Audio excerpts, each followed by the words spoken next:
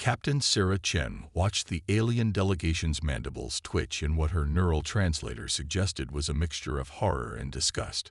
The massive holographic display of the TFSS Prometheus filled the diplomatic chamber with its harsh angles and layered hull sections, a stark contrast to the sleek, organic designs favored by the Galactic Dominion. "This is an abomination," declared High Admiral Kithrix, his crystalline carapace flickering with patterns of agitation. "You cannot seriously intend to field such effective warships." Chen finished, allowing herself a small smile. "I assure you, Admiral, every aspect of our design philosophy is quite deliberate." The gathered representatives of the Dominion's military council studied the hologram with increasing distress. The Prometheus was unlike anything their civilization had encountered in 10,000 years of space warfare, where their ships were elegant single-hull designs protected by ultra-advanced energy shields. The human vessel appeared to be built like a mechanical matryoshka doll, layers within layers within layers. "But the power requirements alone," began Technical Overseer Vexfall, their tentacles writhing in mathematical distress. "The redundancy in your systems, the sheer mass of materials required. It defies all established principles of efficient warship design." Chen stepped forward, expanding the hologram to show the Prometheus's internal systems. "Efficiency isn't our primary concern, Overseer. Survival is. Every human ship is built with the understanding that anything that can fail will fail. So we planned for it." The hologram shifted to show the vessel's defensive systems, not one shield generator, but 6 independent arrays, not a single hull, but 7 layered shells of armor, each capable of operating as an independent vessel if the others were stripped away. Power systems that could be cross-linked or isolated, weapons that could be fed from multiple reactor sources, and computer systems that could function even if 80% of the ship's processing nodes were destroyed. "This is why you refused our offering of shield technology," realized Kithrix, their crystalline form dimming slightly. "We thought your species primitive for relying on barbaric armor plating." "We didn't refuse it," Chen corrected. "We studied it, learned from it, and integrated it into our existing systems. But we never relied on it exclusively, because shields can fail." The hologram shifted again, displaying footage from the recent Proxima Centauri incident, the event that had forced humanity's hand in revealing their true military capabilities to the galaxy. The recording showed a Dominion scout fleet attempting to quarantine the human colony there, believing their superior technology would easily overwhelm the primitive human defenders. The assembled aliens watched in silence as the human vessels simply refused to die. Shields failed only to reveal more shields beneath. Armor was stripped away only to expose more armor. Systems were destroyed only to have redundant backups activate instantly. What the Dominion had thought would be a simple show of force turned into a humiliating retreat. "Your species," Kithrix's translator struggled to convey the complex emotions in their harmonics. "You build your ships expecting to lose every battle." "No," Chen replied, her voice carrying the weight of humanity's long history of warfare. "We build them knowing that losing the battle and losing the war are very different things. We build them understanding that sometimes victory isn't about who has the most elegant solution, but who can take the most punishment and keep fighting." The hologram showed the Prometheus's final feature, its ability to shed damaged outer layers like a snake shedding its skin, each discarded section becoming an autonomous drone that could continue fighting even as the core vessel pressed on. "Your council has 2 choices," Chen concluded. "You can accept humanity's membership in the Galactic Dominion as equals, with full recognition of our sovereign right to maintain our military doctrine, or you can learn firsthand why we build our ships this way." The chamber fell silent save for the soft hum of the holographic projectors. The aliens exchanged glances, their various physiologies expressing emotions that needed no translation. They had come to this meeting expecting to dictate terms to a primitive species that needed guidance and protection. Instead, they found themselves facing something they had never encountered in their long history: a species that had looked at the elegant perfection of advanced galactic engineering and said, "No thank you, we prefer to survive." Thrix's crystalline form shifted through several colors before settling on the deep blue of formal declaration. "The Council will need time to revise our previous position on human membership." "Of course," Chen replied diplomatically. "Take all the time you need. We're very good at waiting." As the alien delegation filed out of the chamber, Chen allowed herself a broader smile. Humanity had spent centuries preparing for first contact, building ships that could survive anything the universe might throw at them. The Dominion had just learned what so many human adversaries had discovered throughout history. Sometimes the most dangerous opponent isn't the one with the most advanced technology, but the one who simply refuses to die. Admiral Marcus Rodriguez stood on the bridge of the TFS Prometheus, watching the tactical display as 30 Dominion warships emerged from hyperspace.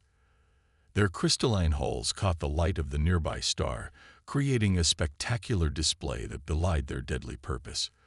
The diplomatic summit had failed, or perhaps more accurately, the Dominion's pride wouldn't let them accept humanity as equals.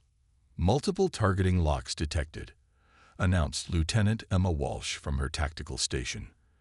Their weapon signatures matched known Dominion shield breaker configurations. Rodriguez nodded, taking a sip from his coffee mug. "Status of the fleet. All ships reporting ready, Admiral. The Thermopylae, Masada, and Stalingrad are in position. The Alamo and Normandy are maintaining their hiding positions in the asteroid field." The bridge crew maintained their calm as the enemy fleet approached. They had trained for this, had built their ships for this, had prepared for the day when humanity would have to prove itself against the galaxy's established powers. "They're broadcasting."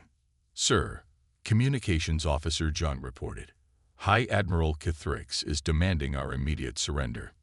"Put them through."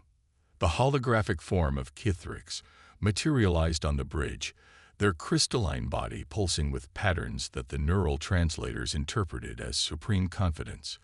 Captain Chen's demonstration was impressive, but surely you don't believe 5 human vessels can stand against 30 of our finest warships. "You still don't understand what you're dealing with," Rodriguez replied, setting down his coffee. "But you will." Cut transmission. The alien admiral vanished, and Rodriguez addressed his fleet. "All ships, execute Operation Hydra. Show them why we build our ships the way we do." The Dominion fleet opened fire, their energy weapons designed to overwhelm shield systems with concentrated bursts of exotic particles. Under normal circumstances, such an attack would have shattered any known defense. But human ships weren't protected by normal defenses. The first salvos struck the Prometheus's outer shield layer, which immediately failed, exactly as designed. The energy was absorbed, channeled, and redirected through a complex network of capacitors and field generators. The second shield layer caught the bleed-through, converting more of the energy. By the time the attacks reached the third layer, their power had been reduced to manageable levels. "Outer hull temperature rising," reported Engineering Chief Santos. "Ablative armor performing as expected. We're bleeding off 90% of their weapon energy as heat." The Dominion ships pressed their attack, forming into their standard crescent formation, a tactic that had served them well for millennia. They expected the human vessels to break formation, to scatter under their overwhelming firepower. Instead, the 4 visible human ships held position. "They're fully committed to the attack pattern," Walsh announced. "The Alamo and Normandy have clear firing solutions from the asteroid field." Rodriguez allowed himself a small smile. "Execute Phase 2. The battle that followed would be studied in military academies, both human and alien, for centuries to come." As the Dominion fleet focused their fire on the Prometheus and its 3 visible companions, the hidden human ships emerged from the asteroid field, their weapons already charged with the energy absorbed from the enemy's initial barrage. But it wasn't just 2 additional ships that emerged. Each vessel began to shed its outer layers, each section becoming an autonomous combat drone. What had appeared to be 5 human ships suddenly became 20 separate fighting units, each operating with independent tactical systems, but coordinating with a precision that left the Dominion commanders reeling. "Their formation is breaking," Walsh reported with professional satisfaction. "They're trying to redistribute their shield power to cover their rear arc." "Too late," Rodrigues murmured. "All ships, execute killing stroke." The human vessels and their drone sections struck from multiple vectors, their weapons specifically calibrated to exploit the frequencies of Dominion shields. The elegant alien vessels found their defenses bypassed, their assumed technological superiority rendered meaningless by human ingenuity and preparation. "Sir," John called out, "we're receiving surrender signals from 12 enemy vessels. The others are attempting to retreat." Rodrigues watched the tactical display as the remaining Dominion ships flowed into hyperspace, leaving their defeated companions behind. "Signal the surrendered vessels. Tell them we'll begin rescue operations immediately." He paused, then added, "and inform them that their crews will be treated according to the full provisions of the Terran Convention on Military Prisoners." The bridge crew worked efficiently to coordinate recovery operations, but there was a new confidence in their movements. They had just proven what humanity had known since it first looked to the stars, that technology alone doesn't determine the outcome of battles. Hours later, as Rodrigues prepared his report for Fleet Command, he received a private message from High Admiral Kethrix. The crystalline alien's form showed the deep blue of formal admission as they spoke. "We have transmitted our full surrender to your government. The Dominion recognizes Earth's independence and right to maintain its military forces." There was a pause, then, "We would be interested in discussing a military technology exchange program. There is, perhaps, something to be said for your approach to starship design." Rodrigues thought about the long path that had led humanity to this point, the centuries of warfare that had taught them to value survival over elegance, redundancy over efficiency, endurance over power. "We look forward to the discussion, Admiral. There's always room for improvement." As the transmission ended, Rodrigues looked out at the stars through the bridge's armored viewport. Humanity had just earned its place among the galaxy's powers, not through elegant technology or overwhelming force, but through the same qualities that had brought them from stone tools to the stars: adaptability, ingenuity, and the stubborn refusal to accept defeat. The colony world of New Gibraltar burned, not from Dominion weapons. They had learned their lesson about directly confronting human forces. This attack came from the Swarm, an ancient species that had watched the recent conflict with great interest and saw an opportunity to test humanity's resolve. Captain Maya Patel stood on the bridge of the TSS Thermopylae, the last functioning warship in the system. Around her, the wreckage of 4 other human vessels and dozens of Swarm bioships created a deadly orbital debris field. The Swarm had expected the human ships to fall quickly once their outer defenses were breached. They had been wrong. "Hull integrity at 38%, reported Lieutenant Commander Jackson from Engineering, his voice steady despite the circumstances. "We've lost 3 more compartments to acid damage, but bulkhead sealing systems are holding." Patel studied the tactical display, watching as another wave of Swarm vessels approached the colony.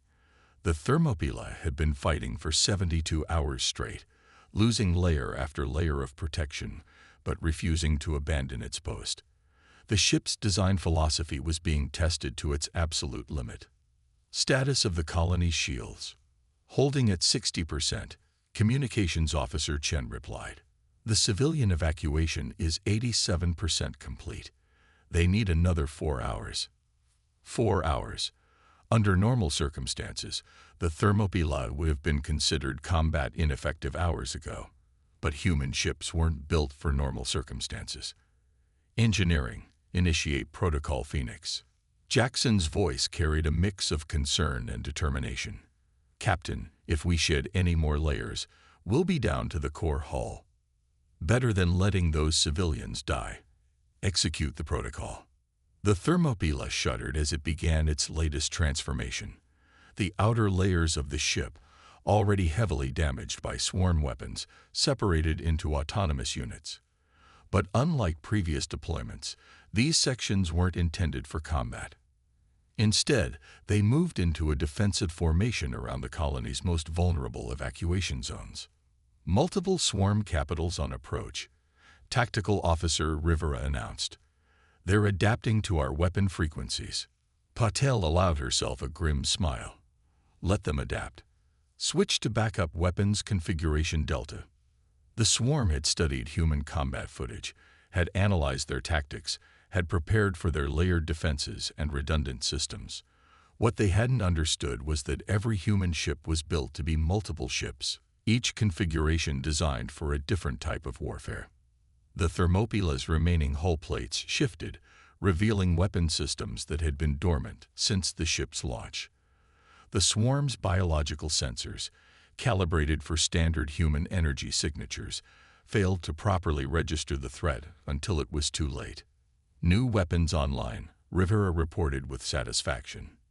These are the prototypes from Project Lazarus. Target their command node clusters. Let's show them why you should never corner something that's built to survive.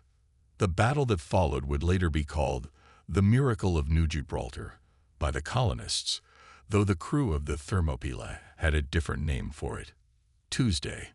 The ship's innovative design allowed it to continue fighting long past the point where any conventional vessel would have been destroyed. When the swarm targeted their engines, backup propulsion systems activated. When they damaged the main reactor, secondary and tertiary power plants maintained combat capabilities. When they thought they had finally breached the command center, they discovered it had been automatically relocated to a hardened core 3 decks below. Evacuation transports are clear, Chen announced 4 hours later. Colony reports all civilians successfully extracted. The bridge crew allowed themselves a moment of celebration, but Paddle's attention was fixed on the tactical display. The swarm vessels were regrouping for what looked like a final assault. The Thermopylae had accomplished its mission, but it was now operating with minimal systems, stripped down to its core configuration. All hands, this is the captain, Patel broadcast. Engineering reports we have enough power for one final maneuver or 2 minutes of weapons fire. I'm open to suggestions. The response came from an unexpected source. The ship's maintenance AI, usually confined to managing repair systems, spoke up through the command channel. Captain, request permission to execute Emergency Protocol Omega. Patel raised an eyebrow. That protocol existed more as a theoretical exercise than a real option. It would involve using the ship's damaged systems in ways that violated at least a dozen safety parameters. It was exactly the kind of impossible solution that humanity specialized in. Do it. The Thermopyla's remaining power systems began to overload in a carefully controlled sequence. The ship's structure, designed to channel and redirect energy, became one massive weapon. As the swarm fleet closed in for the kill, they found themselves caught in a web of electromagnetic forces that their biological ships were ill-equipped to handle. Multiple swarm vessels experiencing critical system failures, Rivera reported, unable to keep the awe from his voice. Their neural networks are completely disrupted. The ship shuddered as its systems pushed far beyond their designed limits, but those limits had been set with exactly this kind of scenario in mind. The Thermopylae didn't need to survive forever. It just needed to survive long enough. When reinforcements arrived 6 hours later, they found the Thermopylae still holding position, its core systems barely functioning but intact. The swarm fleet had retreated, leaving behind valuable tactical data about their vulnerabilities to human engineering. As rescue ships began recovery operations, Paddle received a message from Fleet Command. The swarm had transmitted a formal recognition of human space and a request for technical analysis of their ship designs. Like the Dominion before them, they had learned that humanity's approach to warfare wasn't primitive. It was simply focused on a different kind of victory. Send them our regards, Paddle instructed Chen, and tell them we look forward to discussing proper shipbuilding techniques at their convenience. The bridge crew laughed, the sound carrying the relief of survivors and the pride of those who had proven, once again, that humanity's greatest strength wasn't in their technology, but in their refusal to accept conventional limitations. The mood in the Terran Fleet Command Strategic Analysis Center was tense as Admiral Helena Santos reviewed the latest intelligence reports. The Dominion and Swarm had done something unprecedented in galactic history. They had formed an alliance. Their sole purpose: to develop countermeasures against human warship design. They're calling it the Synthesis Project, Intelligence Director James Chen explained, gesturing to the holographic display showing the combined alien fleet. They've taken our layered defense concept and merged it with their own technologies. The display showed new hybrid vessels that incorporated elements of both species. Dominion energy manipulation systems wrapped in swarm bioarmor, all arranged in layers reminiscent of human designs. It should have been concerning. Instead, Santos found herself smiling. "They still don't understand," she said softly. "Show me the Artemis footage." The hologram shifted to display a recent encounter between one of these new hybrid ships and the TSS Artemis, a vessel that had been deliberately deployed alone on a patrol route. The aliens had taken the bait, confident their adapted design would prove superior. "Play it from the beginning," Santos instructed. The battle opened as expected. The hybrid vessel unleashed a barrage of attacks designed to strip away the Artemis's layers. They had studied human tactics, had prepared for the usual defensive protocols. What they weren't prepared for was the Artemis response. Instead of attempting to maintain its layered defenses, the human ship simply let them go. All of them. At once. The hybrid vessel's sensors, calibrated to track multiple layers of defensive systems, were suddenly overwhelmed by what appeared to be dozens of separate ships appearing simultaneously.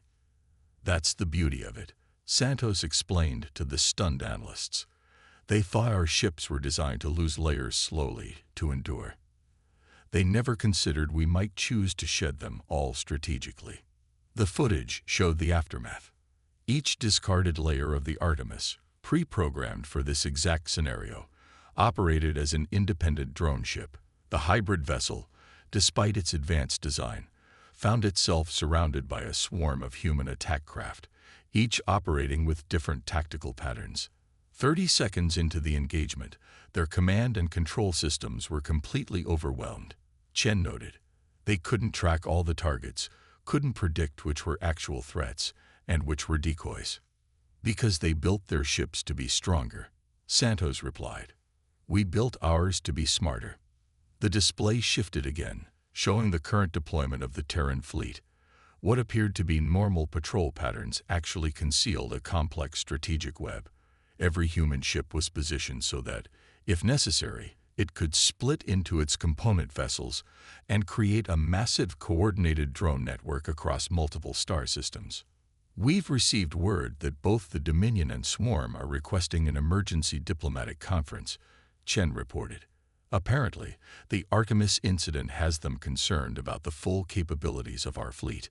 Santos studied the tactical display thoughtfully. "They should be. Authorize the release of Technical Package Delta to our R&D department. It's time to show them why we never reveal all our capabilities at once." The next few hours saw a flurry of activity as new combat protocols were distributed throughout the fleet. Every human ship began subtle modifications to their systems, preparing for possibilities that their designers had envisioned years ago.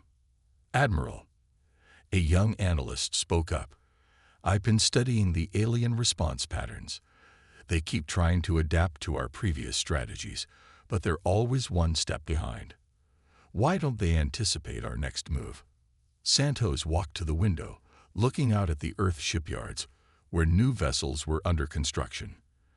"Because they're still thinking like traditional military powers, trying to develop perfect countermeasures to known threats. But humanity learned long ago that there's no such thing as a perfect defense or a perfect weapon." She turned back to the room. "We don't build our ships to win specific battles. We build them to adapt to any battle.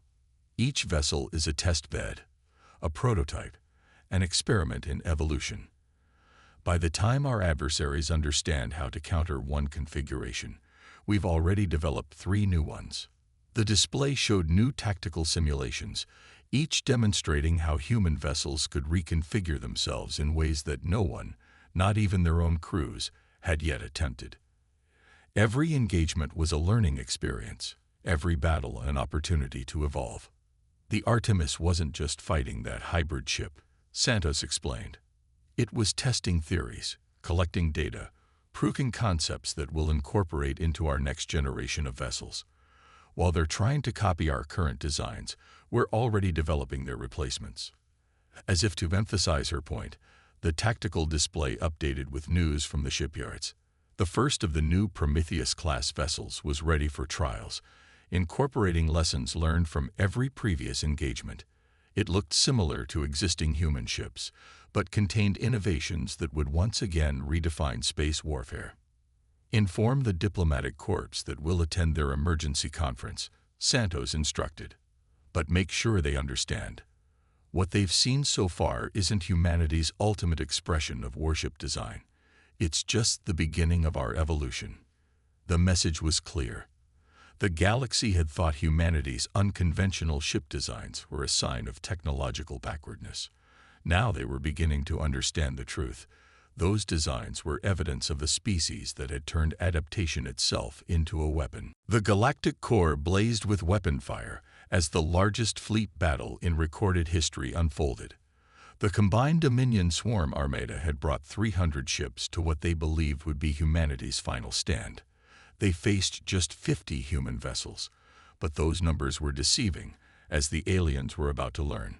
Fleet Admiral Sarah Chen, now commanding the newly commissioned TSS Nova, watched the tactical display with the same calm she'd shown during first contact years ago. Status of the Quantum Entanglement Network. All ships synchronized, Lieutenant Commander Walsh reported. A hive mind is online and stable. This was humanity's greatest secret, the true reason their ships were built in layers. Each section contained quantum processors that, when combined, created a vast distributed computing network. Every human vessel could function independently, but together they formed something unprecedented. A tactical neural network that could coordinate thousands of units with impossible precision. The enemy fleet is adopting their new formation, Tactical reported. They're attempting to replicate our layered defense strategy. Chen nodded. The aliens had spent years studying human ship design, believing they'd finally cracked the code. Their hybrid vessels now featured multiple layers of shields and armor, redundant systems, and drone capabilities.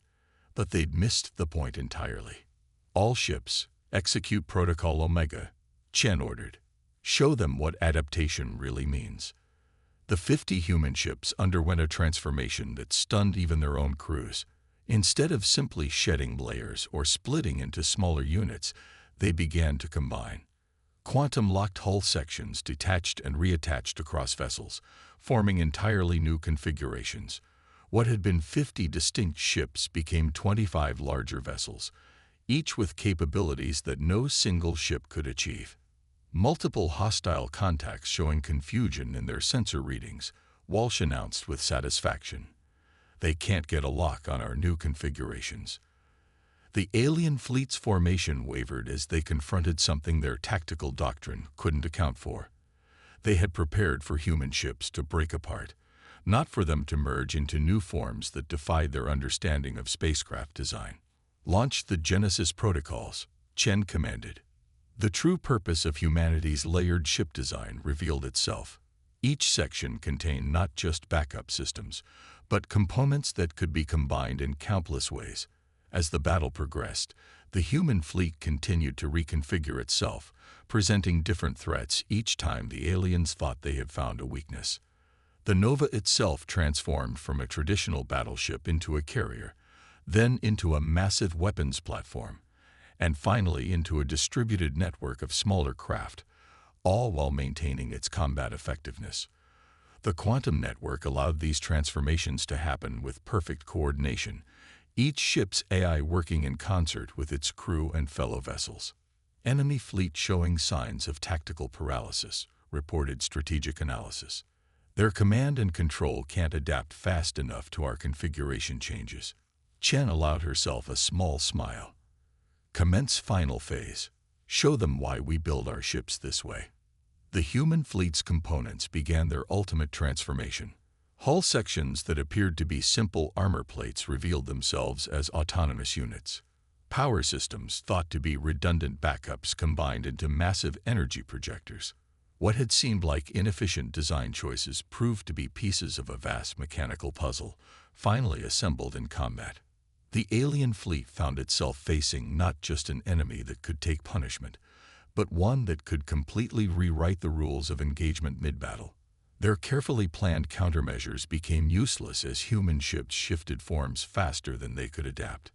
Incoming transmission from the Dominion flagship. Communications announced. They're requesting terms of surrender. Chen studied the tactical display, watching as the alien fleet's formation collapsed. They had brought overwhelming numbers to this battle, but numbers meant nothing against an enemy that could evolve faster than you could attack. Signal all ships, she ordered. Stand down combat configurations but maintain quantum link. Let's show them we can be as elegant in victory as we are stubborn in battle. As the human fleet reconfigured itself one final time, Chen drafted a response to the surrender request. But it wasn't just terms she offered, it was an invitation. An invitation to learn, to understand, to evolve. Your civilizations have spent millennia perfecting your ship designs, she transmitted to the alien commanders. We spent that time perfecting our ability to change. Perhaps now we can learn from each other. The response came quickly, carrying undertones of both humiliation and awakening. The galaxy's oldest powers had finally understood what they were dealing with. Humanity hadn't built inferior ships. They had created vessels that could become whatever they needed to be. Send word to Earth, Chen instructed her crew. Tell them Operation Evolution is complete. The galaxy is ready for true innovation. As the quantum network hummed with victory signals, Chen reflected on humanity's journey to this point. They had entered the galactic stage appearing primitive and inefficient, but those supposed weaknesses had concealed their greatest strength, the ability to adapt, to change, to become something new. The stars seemed brighter somehow as the fleet began rescue operations for disabled alien vessels. Humanity had not just won a battle, they had changed the fundamental nature of space warfare. And in doing so, they had proven that true advancement comes not from building the perfect design, but from building something that can become perfect for any situation. What now, Admiral? Walsh asked as the fleet secured the battlefield. Chen watched as human and alien ships began coordinating recovery efforts, their differences in design philosophy already beginning to merge into something new. Now we show them why we build our ships with room to grow. The future of galactic shipbuilding would never be the same. The age of static designs was over. The era of evolution had begun.